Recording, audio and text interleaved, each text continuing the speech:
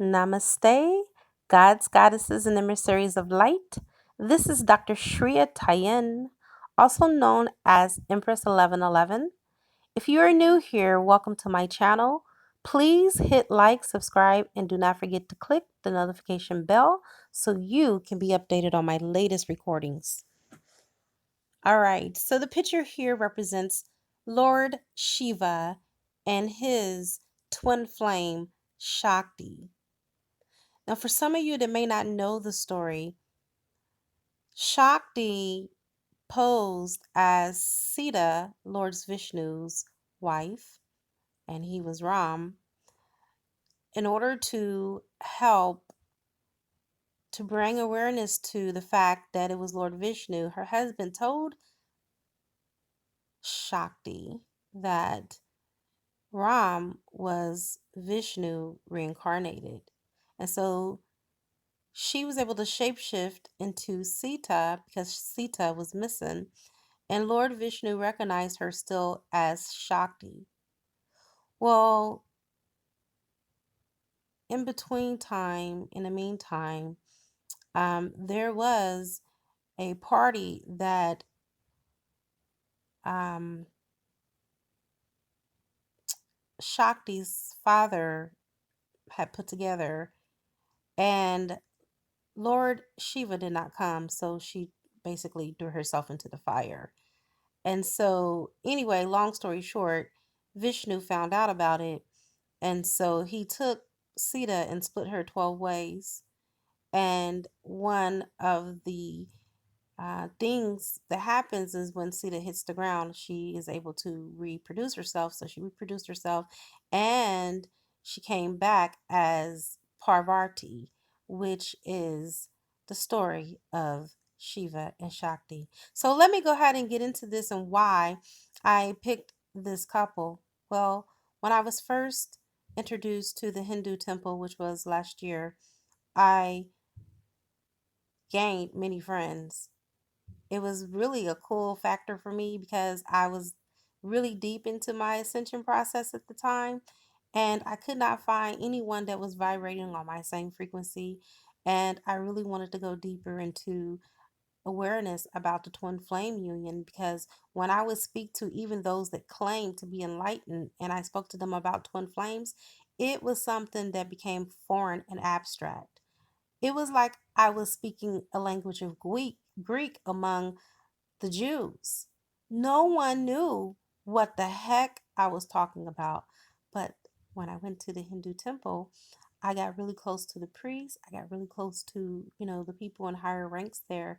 And so I began to have conversation with this wonderful person about Shakti and Shiva. And I was speaking to this guru who I am still really good friends with. Matter of fact, he's one of our ambassadors for our School of the Gifted University. But just to make a long story short, he gave a discourse on twin flames. Honey, it was divine timing. I sat there and I had tears in my eyes because I was just picturing the out picturing of my situation and how at that time we had hit rock bottom and our marriage was what I believed at the time on the rocks. But this guru helped me to comprehend that it just began. The journey just begun. And so I did a puja for my father. I got the date of when my father died. And I went and I did the puja to get his blessings um, from the spiritual realm on my marriage. And things started to look up a little bit, but I found out a lot about what the representation of Shakti and Shiva means. So, of course, you know that Shiva is the masculine force. Shakti, of course, is the feminine force. And so This represents the divine masculine and the divine feminine, which are two aspects and attributes of the creator. Shiva representing the destructive force, and Shakti, of course, representing the creative force, which is what is also found in the twin flame union. The masculines represent the destructive side, which is the dark side, which is known as the shadow side, and the divine feminine represents Shakti, which is the light side. And I thought that this was a perfect picture illustration because, as you can see, she is light, he is dark, but when they come together, she is casting on him as well as him even being dark, casting upon her light. And this is what we do in the twin flame union. We come together and the two become one. And although we're not speaking about the actual feminine aspect and the masculine aspect on a literal level, we are speaking about the energetics of the dynamics of the twin flame union, you see. And so this couple in the Indian pantheon represents twin flame union. And it's not just them too. It's my mother, Mahalakshmi, my divine mother, and her husband Vishnu. They are also twin flames. You have Krishna and you have Radha, which is his wife. They are twin flames. And so this is just to name a few. Um, when it comes to the twin flame union, you have different aspects of this throughout the world, culturally speaking. You have Jesus Christ and Mary Magdalene. So there are so many different variations of really one story that is being told over and over and over and over again, that basically translate to one important message, and that is that there's always going to be a feminine and a masculine aspect when it comes to any relationship, even the conscious relationship that is within oneself. You have your twin energies that are already in your possession, and that is your divine masculine within and your divine feminine that is within. And you two have to merge the two, bringing heaven into earth, where you have the mind over the heart, bridging the two together so you can drop down into the body. With the super full moon, this is what it's all about. Spirit is basically encouraging you to drop down into the body. Some of us are so busy in our head because we're looking at the material plane of existence, the 3D plane, and we're trying to contemplate why things have not came into fruition with our divine companions, with our divine mates. What could have happened, what should have happened, if we could do it all over again, what we would have done different. And so the purpose of this transmission is to redirect your mind to know that you are already in union with your divine masculine and your divine feminine within. And so there is no separation. The separation is only an illusion, just like Shiva sat in meditation, and his meditation was so focused that no one could break it, not even Shakti when she came back to him as Parvati. Okay, she tried to break his meditation and it was unbreakable because he had set up a circle around him and just the divine, and he was meditating day and night, night and day. And so finally, she was able to break down the barriers of his walls. And so this encouraged me to talk about this when it comes to the divine feminine. Be patient with your divine masculine. Do not, if this really means more to you than the air that you breathe, do not give up on your divine counterpart. This is for both the divine masculine and the divine feminine. Do not give up on each other. This is a sacred union. There is a spiritual warfare that is at play, that is behind the scenes, trying to keep the two of you apart, whether that be through friends, whether that be through well meaning intentional family. They are using the low energies, are using those that are close to you to keep you out of union because that is their jobs. You signed a soul contract that they will distract you and you don't remember. Okay, they are doing their job, they're showing up and they're doing what they're supposed to do because you're supposed to prove them wrong. That this is a divine union, and you do remember who you are, divine masculines and divine feminines, and that you are going to come back for each other and you're going to rekindle the eternal flames of love through the twin flame union.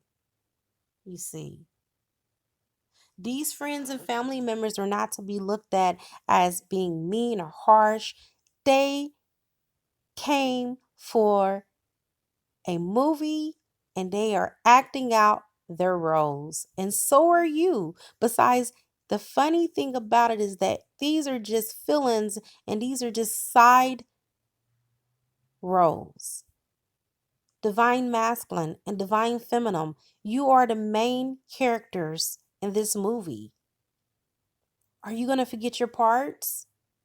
You have to play this out because although this is an illusion, this is your reality because you are a conscious creator alongside source. You are creating even the separation that you are experiencing right now because both of you, not just one, because what happens to you happens to the other. It takes two to tango, have forgotten certain aspects of who you are. You see. But it was not until Shakti reincarnated herself, and this is a very strong key point to you divine feminines, until you have a rebirth of the divine masculine and the divine feminine in the inside with much persistence, just like Shakti did when she was reincarnated as Parvati. You have to be persistent. You cannot give up. If Parvati would have given up, she would have never been reunited with her divine masculine. Can you see the look on her face? Can you see the look on his face? That is the deepest, warmest embrace of love that has ever been captured in a photo. If you can just tap into the energy of this picture and just sit in the reverie of this moment, take a deep breath in, take a deep breath out. And release all that no longer serves you. All the bad thoughts, all the bad feelings, all the bad emotions about your union. And just continue to breathe in all that serves you, all the beauty, all the glory, all the honor, all the respect, all the deep love and passion that you have for your divine masculine. And divine masculines do the same. Take in a deep breath of all that you love about your divine feminine and blow out all your fears and All of your worries and everything that you've had that was standing in the way and driving a wedge between you and your divine feminines, and realize that you both are now at this beautiful 0 point, back at one with Source. Because being at one with God puts you in alignment and connection with everything and everyone. Because we're all a part of one universal consciousness, the Brahman, the Yadhe, the Jehovah, the Muhammad, whatever makes resonation within your soul, whatever you call out to this divine consciousness. But whatever the case is, the grand creator of the cosmos, we are all connected to this sovereign being. And everything that we do in our lives and everything that we feel, it shows up from the within and the without. And so if you look around you, if you're witnessing, if you're even experiencing chaos, confusion, that's because that's what's going on within. Gain clarity up under this super moon. Know that we still have really good energy that's coming from it, and it's closer right now than what it's ever been before to the earth. Tap into these energies for manifestations. Light every candle that you possibly can light for every situation in your life, and see how things miraculously change for you instantly. I believe in tapping into the hidden and the unknown, so the unknown can be revealed and show itself in its beauty and its grandeur. It has been waiting for you like a hidden treasure, ready for you to just tap into its energy so it can reveal its beauty, just like a diamond that is in the coal mine and it looks just like a lump of coal, and you just put pressure and irritation on it, and what happens? You get this beautiful coal, you get this beautiful rock that is shaped and chiseled into a beautiful diamond. And that's what both the divine masculine and the divine represents, the divine feminine. It both represents this beautiful gem, this beautiful diamond. And your love is going to shine brighter than the diamonds for all the cosmos to see, because as we transcend and transform, we are also transcending and transforming the universe around us. And the higher level beings are transforming, and the lower beings are transforming, and all of us are expanding and growing into who we are to become. You see, it's a domino effect. One piece, while touching the other, brings an effect upon the other one. And it keeps going and it keeps spreading. And in this twin flame dynamics, we all are in this together as one. I have come to the conclusion of this transmission. It is a good karma to like, share, comment, subscribe, leave a love donation if you feel inclined to. You also can purchase a gift from my Amazon gift registry as well. I now wrap you in my love, and I cloak you with the light of Christ consciousness. And so it is, everyone. Namaste.